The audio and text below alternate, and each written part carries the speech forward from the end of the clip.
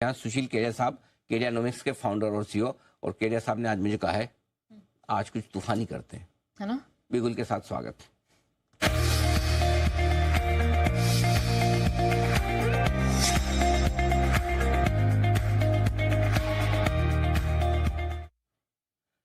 केडिया साहब सुस्वागतम। आज तो सर पूरा मतलब मूड माहौल और दिन केडिया से छाया हुआ है। अभी थोड़ी देर पहले विजय केडिया साहब बहुत ही सुमधुर संगीत सुनाकर गए हमें, और अब आपकी बारी है। उम्मीद करता हूँ सर आप भी कुछ अच्छा मधुर मधुर सुनाएंगे आज हमें। अपने तो जी धूम धड़ाका ही आता है, मधुर मधुर तो मतलब शायर और गायक का काम है। अपने तो बस बॉल मिली मारो छक्का। अरे वाह, ये वही तो बात। तो आज अभिषेक शर्मा वाली पारी खेलने की तैयारी में केडिया साहब के उन्होंने बोला भी कि आज मैं कुछ तूफानी करने के मूड में हूँ। सर हो जाए। देखिए, रॉन्ग राइट अपनी जगह पे है। अगर स्टॉप लॉस लगेगा तो लगेगा। 2025 की शुरुआत का आज ये तीसरा सप्ताह है और हमने बहुत गहराई से करीब करीब 1000 चार्ट्स को लास्ट 10 दिन में निचोड़ा।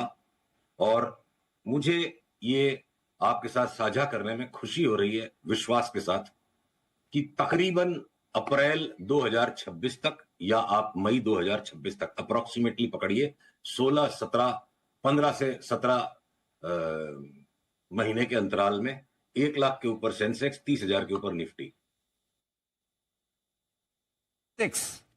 और 30,000 निफ्टी। ये कितना 16-17 महीने, मतलब 1.5 साल समझ लीजिए। राइट, 1.5 साल ज्यादा हो गया, 1.25 से 1.5 के बीच में पकड़ो आप, 1.25 साल पकड़ लो, 15 से 18 महीने। ठीक है, अगले साल की मार्च अप्रैल तक। तो ये केडिया साहब जो ये 1000 चार्ट्स को आपने निचोड़ा, उसमें ऐसा क्या निकला, ये इतना कॉन्फिडेंस कहां से आया?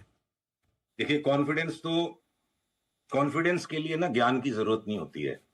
जो मूर्ख होता है ना उसके अंदर कॉन्फिडेंस ज्यादा होता है। और हम क्या करते हैं ना अनिल जी, कोशिश ये करते हैं कि जितना भी ज्ञान है अपने ज्ञान से बचे और बाजार क्या कह रहा है उस पर ध्यान दे। तो कॉन्फिडेंस आता है अपने ज्ञान की सीमा से बाहर निकलने पर। मैं कुछ नहीं हूं, जो है बाजार। तो देखिए, 2-3 बातें अनिल जी। पहले तो मैं प्रिसाइज नंबर्स में बात करूं। अभी जो जिस स्तर पर निफ्टी है, अगर आज इसके ऊपर बंद हो गए 60-70% चांस बना लूंगा आज जो बात अभी मैंने आपको कही। तो जैसे ये 23,500 के ऊपर बंद आएगा, पीटीआर से अनुरोध है मेरे स्क्रीन से इस चार्ट को दिखाएं। चार्ट के आधार पे मैं अपने कॉन्फिडेंस को आपको दिखाऊंगा।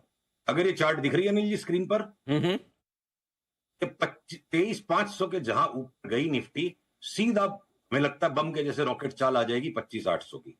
वहां थोड़ा पड़ाव लेने के बाद संभव है, हम 27,000 की बात कर रहे थे ना अनिल जी आपसे, साल की शुरुआत में बात की कि इस साल 21,000 और 27,000 दोनों आ सकते हैं। 27 पहले आएगा, वहां संशोधन है। अब 21-21,000 की कहानी खत्म लगती है। जो होना था करीब करीब लगता है। अभी जो हम जिस पॉइंट पे हैं, ये भाव नहीं आएंगे, 2 साल नहीं आएंगे। हम एकदम बॉटम को स्क्रेप कर रहे हैं।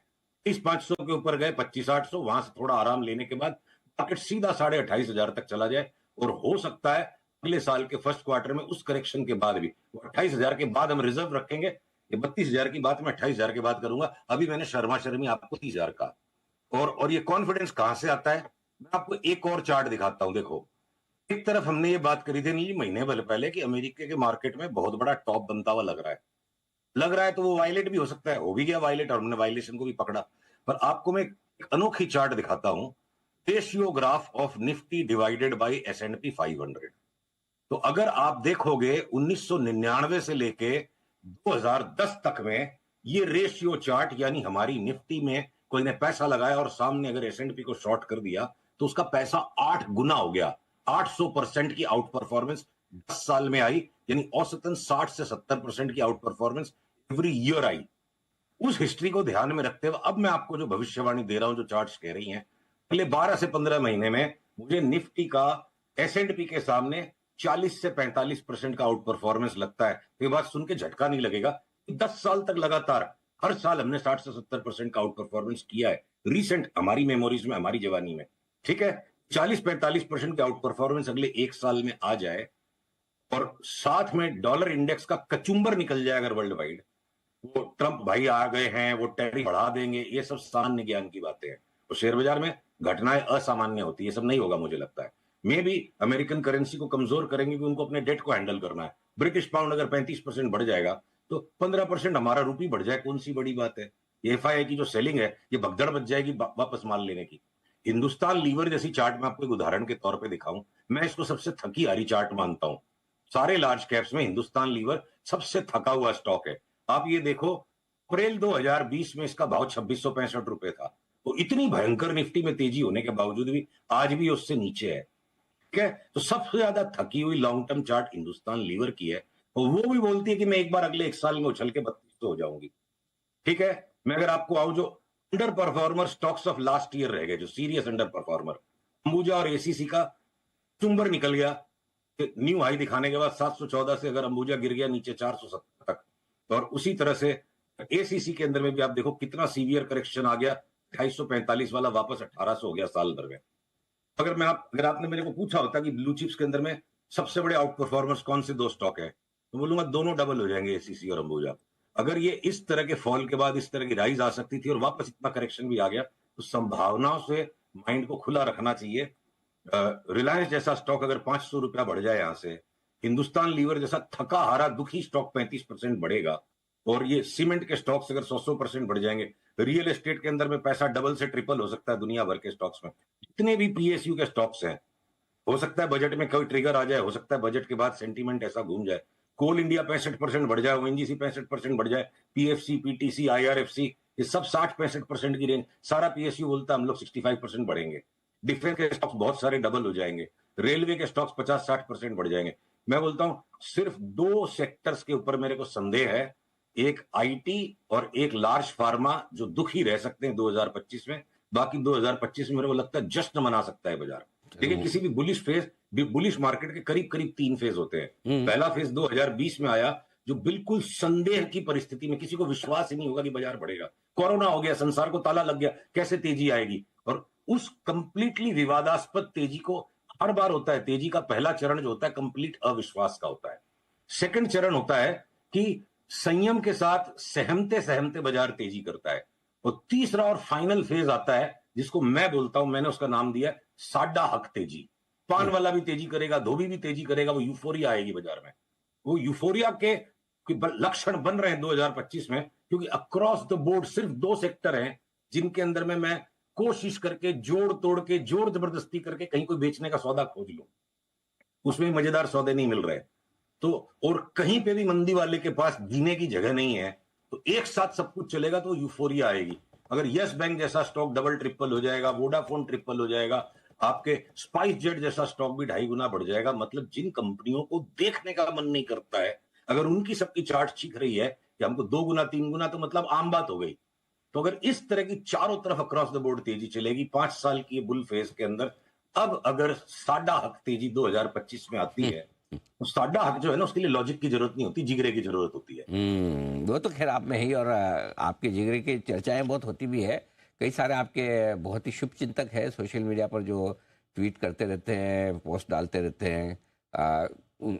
उनके लिए मतलब कि उनको लगता है कि सुशील जी अब मंदी बोलते तो भी बड़ी अनाप शनाप बोलते, तेजी बोलते भी बड़े अनाप शनाप बोलते हैं। जैसा आपने कहा भी कि मार्केट में कभी भी कोई भी सही और गलत तो हो ही सकता है। तो सिर्फ एक चीज जो यहाँ पर सावधानी के हिसाब से मैं जानना चाहता हूँ, वो ये, अगर या वो कौन सा लेवल है जिसके नीचे अगर बाजार चले जाए तो आप ये कहेंगे कि भाई जो मैं 31,000 की तेजी की बात कर रहा हूँ, 30,000 की तेजी की बात कर रहा हूँ, या 1 लाख के सेंसेक्स की तेजी की बात कर रहा हूँ, उसे आप खारिज मान लें, वो लेवल क्या होगा? 23,500 के ऊपर निफ्टी बंद आने के बाद हम 30,000 की तेजी का व्यू ट्रिगर करेंगे 3 टुकड़ों में, पहले 25,600, फिर 28,000, फिर 30,000। और 23,500 के ऊपर बंद आने के बाद अगर 23,000 के नीचे वापस चला जाएगा तो एक बार छोड़ देंगे जिद को। परफेक्ट है, ये बात भी ठीक है कि अगर 23,500 के ऊपर निकलकर टिक जाए, बंद हो जाए और आपको लगे निर्णायक रूप से ब्रेकआउट हो गया, तो फिर ये पूरा एनालिसिस आपके लिए काम करेगा। और अगर वापस से 23,000 के नीचे बंद होता है तो फिर आप ये मान लें कि 500 पॉइंट की, मतलब रिस्क कुल मिला के 500 पॉइंट की है, राइट सर? नहीं, रिस्क तो ज्यादा की हो सकती है। देखिए, जिसका बड़ा पोर्टफोलियो होगा वो एग्जिट भी नहीं ले पाते, पर एनालिस्ट को दूसरे तरीके से देखिए। 2 बातें हैं। अगर इंडिविजुअल स्टॉक बारी बारी से बढ़ते हैं तो 50, 60, 70% कमाने के लिए दुनिया भर के स्टॉक्स हैं 2028, 25 में और 26 में। 1.25 साल की आप अंतराल में ये पकड़ो कि तेजी करना नो ब्रेनर है, मंदी करने वाले को जीनियस होना पड़ेगा। तो जरूरत से ज्यादा ही बुद्धिमान आदमी आके इस बाजार में मंदी ढूंढेगा। ठीक है, अब बचता यह है कि जो इंडेक्स का खेल है, अगर एक साथ सारे सेक्टर्स में कोरिलेटेड मूव आ जाएगी तो इंडेक्स अनाप शनाप मूवमेंट दे देगी ऊपर की। पर अगर वो फंड शंट एक साथ कोरिलेशन नहीं आएगा, चारों तरफ से एक साथ बवाल पैसा अंदर आना शुरू नहीं होगा, वो सिलेक्टिव मूवमेंट्स होंगे, तो भी इंडिविजुअल स्टॉक्स में 50-60-70% कमाना लार्ज कैप्स में। टाटा मोटर 60-70% बढ़ जाएगा, टीवीएस 50% बढ़ जाएगा। मतलब मारुति जैसा स्टॉक मेरे को अगर कोई कारण से करेक्शन में 10,000 पे मिल गया तो भी वो 14,000 लगता है। मतलब 30-40% चना कुरमुरा है बाजार में ब्लू चिप्स के लिए। सवाल सिर्फ इतना बचता है, यूफोरिया का माहौल बनेगा कि नहीं। एक साथ गोरे का अंट पैसा आने लग गया, ग्लोबल मैक्रो ऐसा टिल्ट हो गया, सरकारी पॉलिसीज पे थोड़ा हमारे को खुशी सबको मिलने लगे, तो कोऑर्डिनेटेड मूवमेंट हो जाएगा। तो फिर आपकी मेरी जरूरत नहीं पड़ेगी, हम दोनों लंबी छुट्टी पे चले जाएंगे। फिर हमें लोग छुट्टी पे भी बताएंगे कि अनिल जी आप ये वाला शेयर ले लेना। बस बहस इतनी बची है कि आगे आप एक्सपर्ट एडवाइस दोगे बाजार को, या सारी दुनिया एक्सपर्ट बन के अब आपको एडवाइस देगी। तेजी तो नहीं है। ठीक बात है। चलिए, तो भरपूर तेजी के मूड में है आज केडिया साहब। बहुत बहुत धन्यवाद सर, समय दिया आपने और विस्तार। संशोधन कर दूं, मेरा कोई मूड नहीं है, मैं तो पानी की तरह हूं। हाँ, गिलास इतना रंगीन दिख रहा है, मैं तो सादा पानी हूं। बाजार की चाट बिल्कुल रंग से भरी हुई दिखती है, मैं तो सादा पानी हूं। अरे वाह, क्या बात है। तो ये तो वो कहते हैं कि beauty lies in the eyes of beholder. तो आप ही वो खूबसूरती चार्ट्स की देख पा रहे हैं, समझ पा रहे हैं और बता रहे हैं, उसके लिए बहुत बहुत धन्यवाद केडिया साहब। जल्द आपसे फिर मुलाकात होगी। Thank you so much sir, आज के लिए बहुत बहुत शुक्रिया। आइए।